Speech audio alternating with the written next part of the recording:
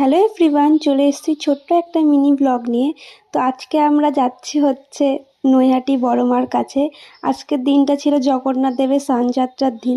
আমরা অনেক দিন ধরেই যাব যাব করে যাওয়ার হচ্ছিল না। বলে না, মা যতক্ষণ না টানে ততক্ষণ যাওয়া হয় না। আমরা এদিকে বাতকুল্লার থেকে ট্রেন ধরে নৈহাটি চলেও এসেছি। এসে আমরা হেঁটে হেঁটে বড় মার মন্দিরের দিকে যাচ্ছি।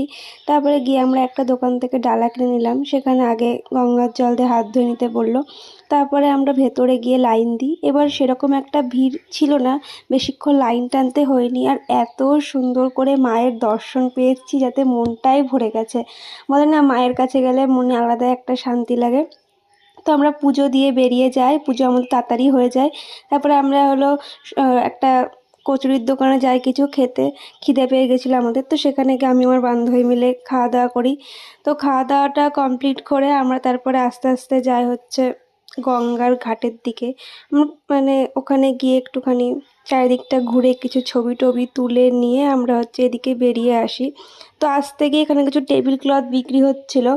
তো বললাম এখানে বেশ ভালো লাগছে জিনিসগুলো, তো আমরা এখান থেকে তো টেবিল ক্লথ কিনি। কেনাকাটা করে নিয়ে আমরা স্টেশনে আসি। স্টেশনে এসেই আমরা ট্রেন পেয়ে গেছি। দিয়ে আমরা তারপরে ট্রেনে উঠে বসে ভণ্ডামি করতে করতে বাড়ি চলে আসি। তারপরে এখান থেকে টোটো ধরে বাড়ি চলে আসি। তো আজকের ভিডিওটা এই পর্যন্তই। তোমাদের যদি ভালো লেগে থাকে তাহলে অবশ্যই like, comment, share and subscribe করতে ভুলবে না।